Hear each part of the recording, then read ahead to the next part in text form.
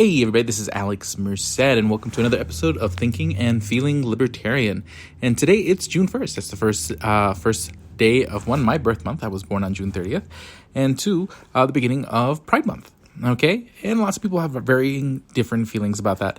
And, basically kind of like the libertarians are a community that focuses on sort of like how things get done, focusing on the world in whatever direction, developing in a more sort of voluntary, consent-based way. So you're going to find people sort of on sort of both ends of how they feel about this particular time. And I'm not here necessarily to opine. I mean, there'll be some opinion. But what I want to do is focus more on how to think through it. Because I even think a lot of libertarians struggle with how to sort of think through a lot of the issues, especially when it comes to like sort of cultural and identity type issues. Because most libertarians at least like to believe that they're individualists. I definitely consider myself a very staunch individualist. But what does that mean? Does that mean, you don't recognize the differences between people or characteristics of people? Not at all. It just means that, like, I might notice that, hey, you look however you look, or practice whatever religion, or you have whatever preference you have, whatever. But the difference is that doesn't define you entirely. That doesn't preclude you. Basically, it's sort of understanding that that's not all of who you are. And the only way for me to really know who you are is to actually get to know you, okay? And to always be opening to discovering new things. Someone who's not an individualist would just take groups of people and say, hey, there's one thing about them, tells me these things, and then that's that. Not being open to sort of to discovering what's underneath of any particular person. Okay, constantly being open to that, hey, people can surprise you. It doesn't necessarily mean you're going to be free, completely, ever 100% free of assumptions or, basically, treat everyone sort of like perfectly. Like it's, even if we were all blind, people would say, well, if we were all blind, even then you'd hear differences in people's voices and make assumptions that way. I mean, we can all think of people who we listen to on a podcast, and then when we saw how they actually looked a lot different than we expected. So there's always going to be none of us are perfect. The question is, are you open to having what your opinion changed, or do you just get stuck in the trenches the minute you hear X about anybody? Okay, cool. So let's start establishing like that, because I think a lot of people try to treat like whether you're an individualist to an extreme, or try to like imagine this extreme idea where basically you can't even like mention things and or think things, like basically like that a purely individual society, everyone would just sort of be an individual and there'd be nothing else you'd notice about them. Like, it just doesn't work that way. And then there's like sort of the issue of identity. So this is like sort of, when I say identity, just means like sort of when I sit there and I describe myself, what are the characteristics that sort of jump out at me and say, okay, hey, I am X. And people get really touchy about this, but we all have identities. We all identify as things, okay? Whether it's based on your skills, like being a baseball player or a bowling expert or a computer programmer, your ethnicity, whether it's like, I'm Latino, particularly Guatemalan and Puerto Rican, identifying, whether you're identifying with like as a, lesbian, gay, bisexual, transgender, identifying as whatever. We all identify as not just one thing, but several different things. We're all a mix of lots of things that are inherent to who we are and things that we chose or just enjoy. Okay? And that doesn't necessarily, again, that doesn't get you away from individualism. Just because I say, hey, I acknowledge that I have, that I'm Puerto Rican and Guatemalan, as far as like my ancestry, doesn't mean I don't recognize myself as a much more complex individual who also enjoys programming, who also enjoys a variety of different types of music and has a very interesting history and life story that I like to share with people. It doesn't mean I'm not a more complex individual, but it is something I may recognize. But I think where people get more sort of sensitive in this conversation is when people sort of celebrate their identity. They're like, oh, I am proud that I fall into X category, that this part of my identity.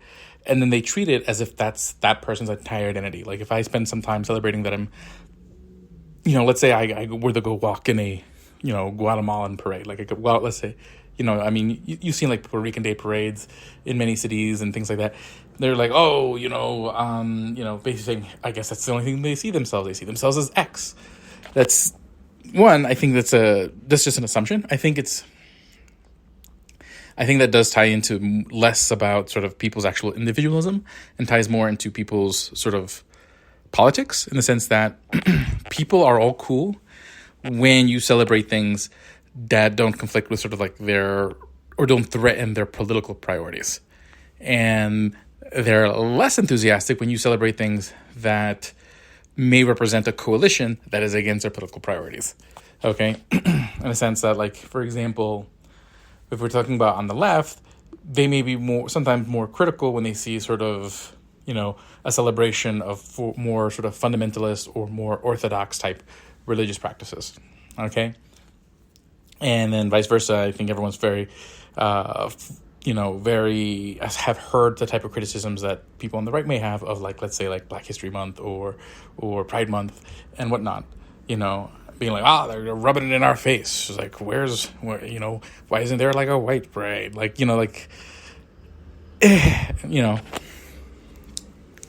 and so there's like, that's like the political side of it. Okay. And then that's where you start getting into the concept of identity politics. But oftentimes identity politics is more a reflection of sort of what your biases are, in the sense that, like, when you think somebody else is doing identity politics, it's because oftentimes you're celebrating an identity that sort of conflicts with your political priorities, because you feel like, hey, that group, if they were on the same page, they would probably vote against the things that I want. So, okay, less than you actually having a problem or an actual problem with them celebrating. And again, there are going to be some instances where I'll call out some fair criticisms and of whatnot. But the thing is that people have to realize oftentimes we're a lot of people's identity, and why, like, pride is a thing. Like, why the word pride? Why would people be proud of something that isn't under their control, that they didn't choose? Particularly when you talk about things like ethnicity and like sexual orientation and things like that are not necessarily under your control. Why would you be proud of something that you didn't choose to do? They're not celebrating pride in what they are. They're just more about pride at overcoming. And I'm not even talking about the historical stuff. Okay? Oftentimes, first we have to think about how people formed identities. Oftentimes the things that you use to describe yourself are the things that the rest of the world points out more. Okay? So imagine that we did live in a world where everyone just, like, pretty much looked exactly the same, and there really wasn't any sort of religious, ethnic, sexual divides. Well, what would happen? Let's say if you're a good basketball player, everyone would say, hey, look, Bobby's a good basketball player. And everyone starts thinking of you as a basketball player. They keep talking about how good a basketball player you are. So you may enjoy other things. You may enjoy whittling wood on your free time or playing trombone. But most people aren't aware of that. They just know that you play basketball. So then people talk about that. And that sort of shapes the way you think about yourself, what sort of people expect from you. So oftentimes people are very much shaped by the expectations and the assumptions of the people who interact with them. Okay, for example, I wasn't even really aware I was Latino. It wasn't something that, like, my immediate family didn't really, like, make a point to be like, Alex, you're Hispanic. I spoke Spanish. I didn't really think twice about it. It wasn't until other people started being like, oh, you're that became more and part of my identity. And then sometimes negatively, sometimes just observationally, but the more people noticed it, the more it became something that I thought about. So it wasn't that, like, I sat there and be like, yes, I'm this, I'm going to go celebrate it, I'm proud of it. It first became part of my identity because it was something that other people noticed, or that basically became more and more part of sort of my day-to-day interactions. And then, particularly with people who are, let's say, in the LGBT community, oftentimes aren't open. They're not out of the closet. But oftentimes you do hear a lot of discussion about, people being, not fans of the LGBT community. So if you're someone who's closeted and that's what you're hearing around you all the time, and there's this part of you that the rest of the world is telling you to be ashamed of, that becomes part of your identity. Oftentimes, the other things that become a big part of your identity are the things that you don't want to tell other people, because other people signal that they would be upset with you if you were open about it. Okay, And, and that can be ethnicity, that can be religion. People who might, not necessarily be open about their particular religion, because in the particular community they may not necessarily be as, kind to the idea of very strict religious beliefs, or vice versa. You can think of a lot of situations where, like, who you are in the community that you're generally operating in don't cut very friendly. So that becomes a bigger and bigger part of your identity, because you're internalizing the shame that doesn't, because it's not that people are shaming you yet, but they're signaling that they would. So then you're internalizing and shaming yourself. Okay? So then it's when you overcome that, and you overcome that internalized shame to just kind of be who yourself, that is essentially what is being celebrated in something like a Pride Month. The idea that, okay, hey, you hear stories of, teens who've committed suicide or suffer from depression and whatnot. And a lot of that comes from that internalized shame, and then they've overcome it and whatnot. That has nothing to do with, like, oh, I'm born this way. It's just that the world signaled to me that I should feel the shame for myself. I did. It caused me a lot of trouble for a long period of my life, caused me a lot of struggles. I've overcome those struggles. I don't feel that shame anymore. I don't feel bad about myself anymore. I've taken control over my life, and I want to be able to scream out loud that I'm proud of being able to overcome that. That is, at least in my impression, the message. Now, here's the thing. When people have to hide something, they tend to overcompensate when they can finally express it. Okay, so, and you can see that on all sides. Okay, you can take a look at, like, a lot of, for example, if you take a look at, like, a lot of the kind of crowds that surround sort of Donald Trump, there's a lot of things, or a lot of feelings that people had towards things like immigration and political correctness that for a long time probably they felt but didn't express, until sort of like the Trump campaign and sort of this anti-woke messaging came along that made them feel more comfortable expressing it, let them overcome their internalized shame, and now they're expressing it, and they are way overcompensating for it. Okay? And, now, like, that sort of skepticism of sort of political sensitivity and political correctness, now you have this sort of really over exaggeration. Okay? So again, when people sort of hold back, when they release, they're going to release with a lot of pressure. And this is the same thing you kind of see when you see pride parades and people complain about pride parades. It's like, well, these things are over the top, whatnot. Again, putting that perspective of when people are sort of, and again, me explaining this is not me accusing you, whoever's listening, of having done anything to anyone for any reason. I'm just trying to explain sort of how different people, and again, this sort of paradigm, this sort of pattern can exist to people, in people regarding anything. Again, whether it's, religion, ethnicity, race, or even like the sport or college you want to go to. Okay, you can imagine someone who, doesn't want to go to their parents' alma mater, but their parent really wants them to go, and has told them that their whole life, and now they don't want to express it. They don't want to go to that school. And they feel like this internal conflict, and that causes sort of conflict and struggle and whatnot, and it's something they have to overcome. Okay, and again, it's not necessarily that parent wouldn't understand all the time. Okay, but again, what we celebrate, sometimes what we say, signals to other people how we'll react when certain things come to light, and that causes internal conflict, and people respond to that internal conflict, and when they overcome that internal conflict, they're very likely to sort of want to celebrate that success. Okay, so hopefully that just gives you some more perspective on it. And one that, again, how we identify of ourselves is oftentimes not something we just randomly chose. It's oftentimes things that either people noticed about us, or things that people force us to restrain about ourselves because of signaling of potential shame.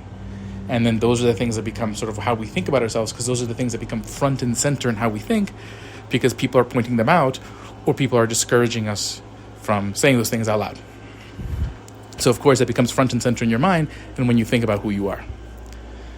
And so they'll sit there and be like, well, I can't believe they identify that way. It was like, well, that's nice that you didn't have, but I'm sure there's probably things that people have pointed out about you, and have things that people have signaled to you. Maybe you live in a very liberal neighborhood, so and you're conservative, and you've restrained your conservativeness. So then when you finally felt comfortable expressing your conservativeness, you went overboard and you went overly conservative. Okay? When if you felt more comfortable being conservative from the get-go, you probably wouldn't be as conservative as you are now. And vice versa. Okay? People tend to overcompensate for lost time. And again, that whole bit is really just to help you be more empathetic when you hear about other people's situations on both sides. That's why I've tried to explain situations and scenarios on both sides to help you learn how to be more empathetic towards others and understand sort of like people don't say and act the way they do in a vacuum. Okay, there's always more to it. There's more of a history there. Okay, so that's identity, but that's different than identity politics. And I think everyone on both sides gets annoyed by identity politics, kind of. Because to me, where the line is, one thing is how you identify, like what are the things like sort of what words would you use to describe yourself? What words do you celebrate in reflection of that? But then identity politics would be when politicians and people seeking political action make platitudes towards communities to build a coalition. So, for example, you can imagine a politician going to walk in a pride parade, or a politician going to a Sunday evening church service of a church they've never been to. This is identity politics. They're trying to appeal to a particular group through a particular way. But if you notice, you never hear people calling out both of those situations. Okay, you either hear people saying, oh, they're playing identity politics because they walked in the parade, or they're playing identity politics because they went to that church service. Okay, never both. Because for most people, identity politics only is identity politics when the politicians are making overtures to the groups that you don't like. And oftentimes it's not so much that you don't like the group, it's that you think that group would vote against the things that you want. Okay, if you suddenly thought that group would vote for the things you want, suddenly you'd be thrilled with that group. Okay, and oftentimes, at the end of the day, and just that paradigm alone, you're getting away from individualism. Okay, so individualism, yeah, I can recognize that you're a particular religion, that you have a particular sexual orientation, that you have a particular ethnicity. These are all things that I can realize, but I don't think any one of those things are going to tell me exactly how you're going to vote, how you're going to act.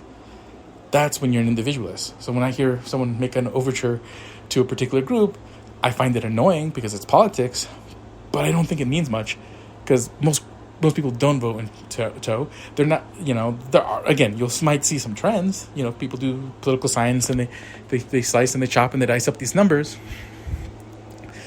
But it's oftentimes not because that politician did the church service or walked in the parade. It's because they share certain fears or they share certain goals that certain policies align that are a lot less to do with them participating in certain groups than dealing with some certain sort of, again, challenges or fears that they have in their life that may be similar due to similar circumstances or similar challenges that might exist because of social, just the way people treat each other, because when they're not when they are more collectivist and they start assuming things about each other in groups. But in general, like, again, identity politics is stupid because it really shouldn't have much effect, and it is annoying when you're seeing people appeal to groups as an individualist, but most people, again, aren't looking at it that way. They're annoyed that people are making appeals to groups that threaten their political interest. And that's different than them necessarily disliking that group, but oftentimes when they push that out, then people will sit there and be like, oh, you're being racist, or you're being anti-religion, or you're being whatever. And then the thing is that when you keep telling people that they are this, you keep telling people that they are racist, you keep telling people that they are sexist, homophobic, whatever, you little by little actually push them in that direction.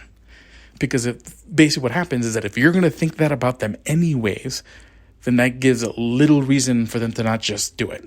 Okay, you eventually can push people because people have a tendency to, again, define themselves by the things that people call them. Okay, well, whether we want to believe, we all like to believe that everything is completely within our will, but again, the way other people treat us has very much an effect on how many people will end up seeing themselves, how they evolve. So this is why I'm always trying to be very careful in being judgmental or critical of people, because I don't want, even if I disagree with them, I don't want to push them further in that direction. I don't want to put them in a box that puts them in deeper into a direction that I don't want them in. So hopefully this is useful for everyone. Again, this is not necessarily like most of the episodes of this podcast where I try to talk more about sort of how libertarians think in general, this is actually more of just sort of my advice towards everyone on how they kind of think about these issues. And at the end of the day, just be happy for people being happy. But at the end of the day, hopefully this brings context to how a lot of these sort of concepts and ideas and social trends sort of form in a way that helps you be more empathetic, but also helps you be more effective in building community to achieve the ends that you want and the world that you want to see. So my name is Alex Merced. You listen to Thinking and Feeling Libertarian. Again, follow me on Twitter at Lovetarian. That's LOVEATARIN on Twitter. I'm not going to call it X. So follow me on Twitter, twitter.com/Lovetarian. And I'll see y'all later.